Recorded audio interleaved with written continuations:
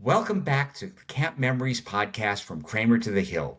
We are pleased to bring you part two of our outstanding conversation with Rabbi David Eshel, who for 25 years has been the spiritual leader of the Wilshire Boulevard Temple Camps.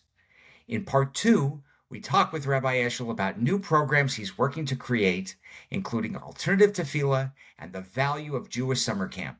Enjoy. That's great. Well, and that's like what I say. I started a camp in 1971, and I've never left.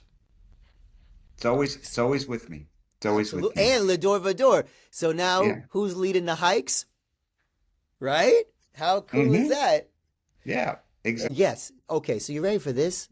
So people ask me, it's like, why are you doing this? I was like, because this is true. I have the absolute most unique job in the entire Jewish world. There is no job, and that's also not hyperbolic. There's no job like mine because there's only 2 or 3 congregations that have their own summer camps. But of those, there are three. And of those 3, they don't have their own full-time clergy who are there all the time. Just Sure. me. Hmm. So this is the best gig in the world. Fantastic. It is It's fantastic. pretty great. Yeah, it's great. So you've worked with a lot of rabbinic students over the summers. Yes. Yes. How valuable is it to spend time at Jewish summer camps while learning how to become a rabbi? It's a very good question because it's not easy. They think a lot of times these students come in there and they think that it's going to be a cakewalk, but it's hard work because in order to be successful in the overt Jewish experiences, you need to give as much, if not more, energy to, like, let's say it's an hour of education, maybe 2 hours. Like if you're going to include tefillah, it'll give you 2 hours. It's what you do for those other 22 hours of the day that will make you successful. And look, at camp, everybody does everything. You can't have ego when you go into these things, right?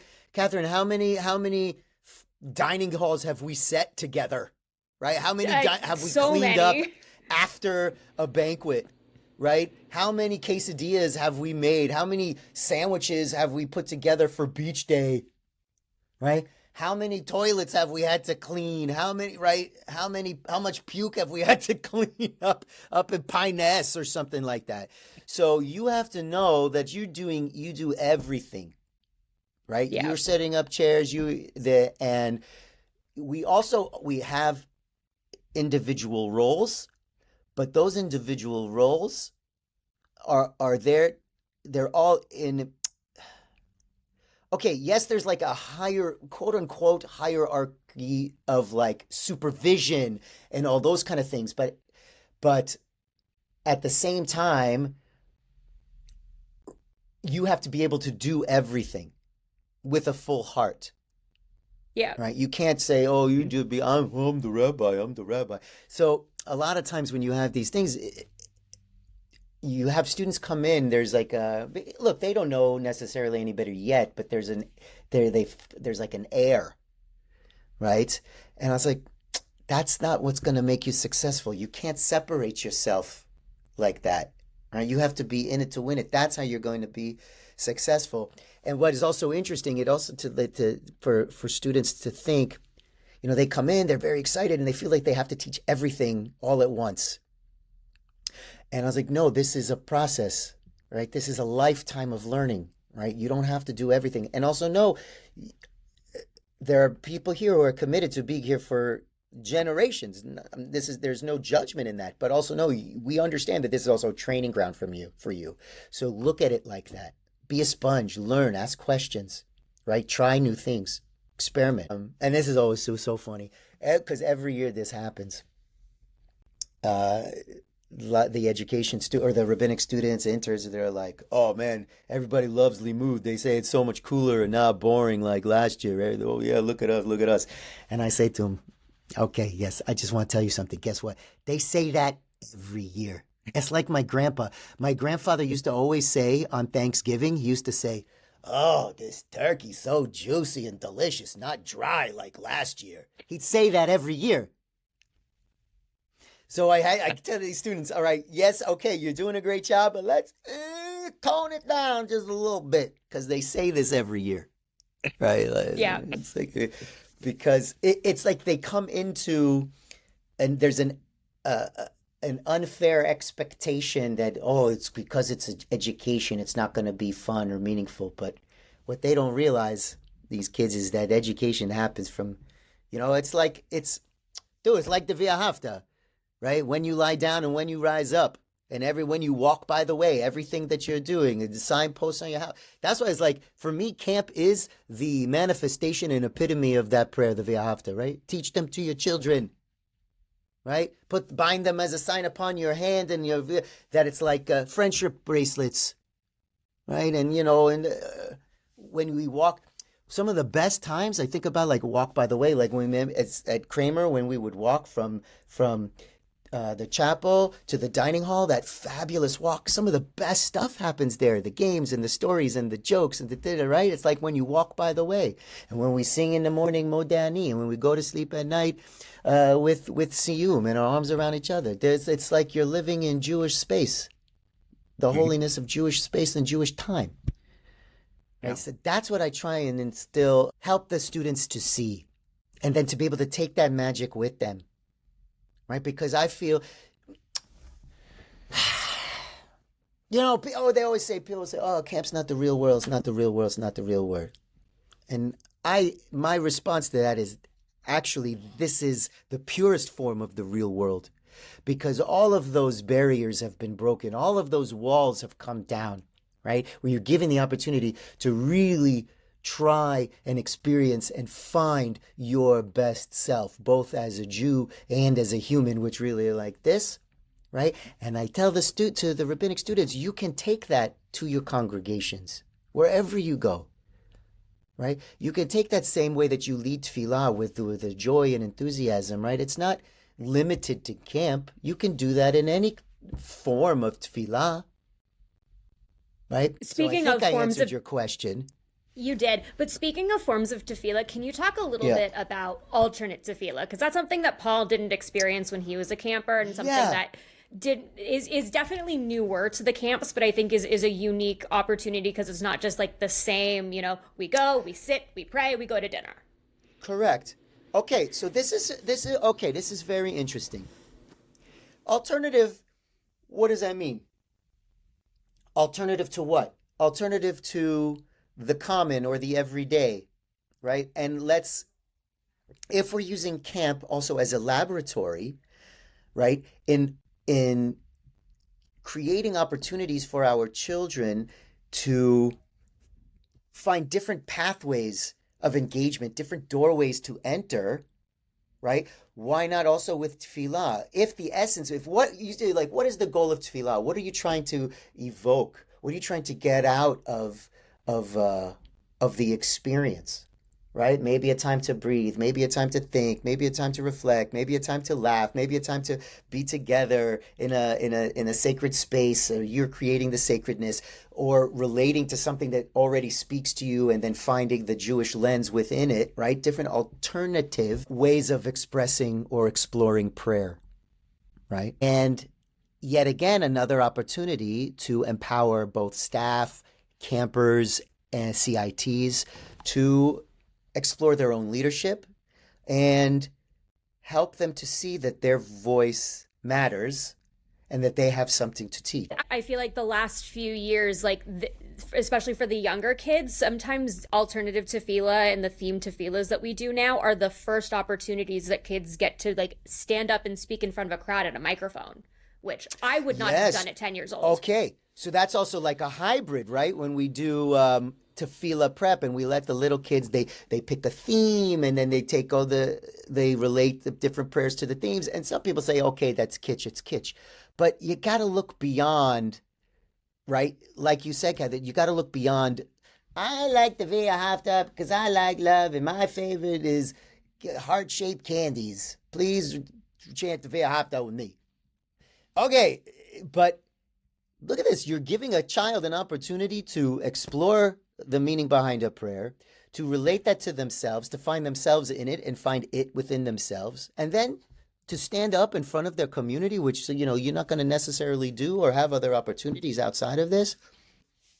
Dayenu. 100% correct. And I can tell you from my experiences as a camper, I don't learn how to play the guitar. I don't learn how to be part of a musical production. I don't, do a service. I don't become the person that I am today to be able to talk in front of people, whether it's 2 people or 2,000. Those are the absolute building blocks that camp helps to imbue in everyone who wants to take part. Yeah. And the flip. Let's look at the flip side. The repetition is also so important, right? To create a solid foundation from which to then jump, right? Because how alternative assumes you're doing the alternative to something else.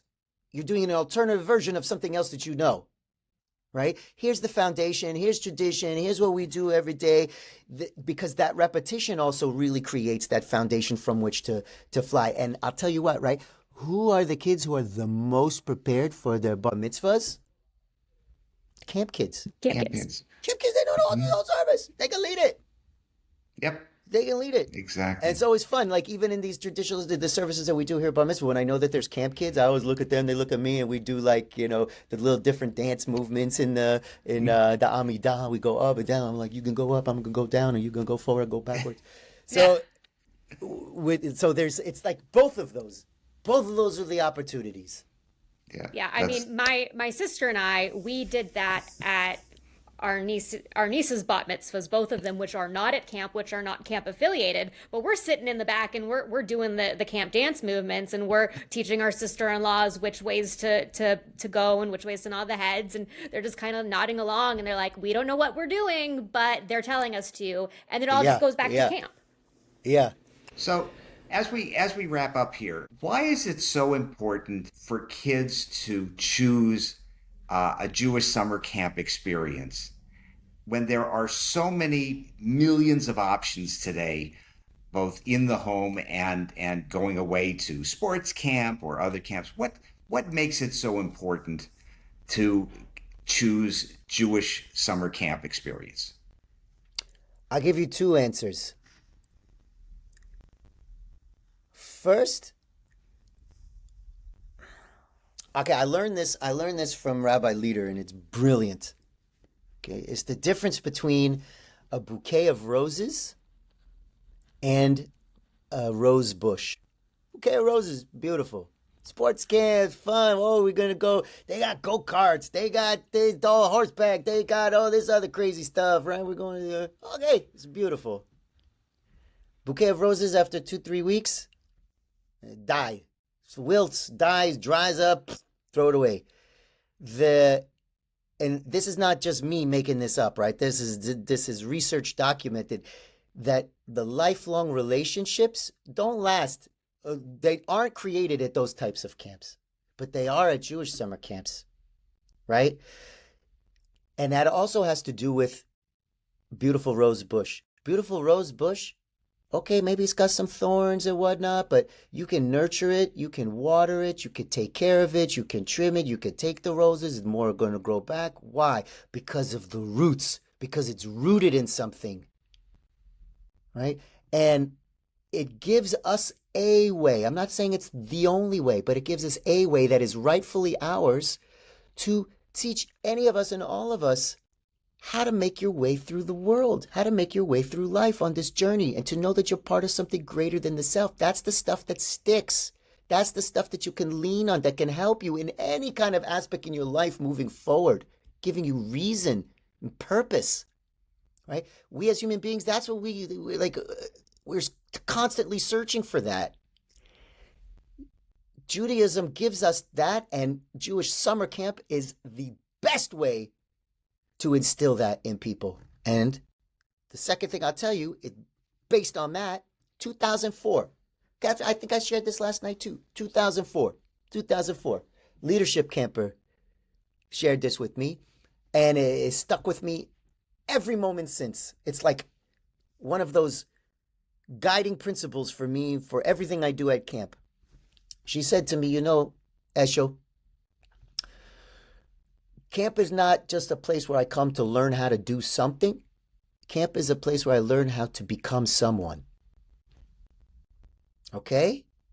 Camp is not just a place where I come to learn how to do something. Camp is a place where I learn how to become someone. And that Beautiful. is the absolute reason why we should choose Jewish summer camp for our children and beyond. Yep. I've Beautiful. come to learn over the years that, like, the camp self that I have at camp, the longer you spend at camp, the more you can bring the camp self out into the real world self, and they just kind of become the same person. Yeah. But that doesn't happen without camp.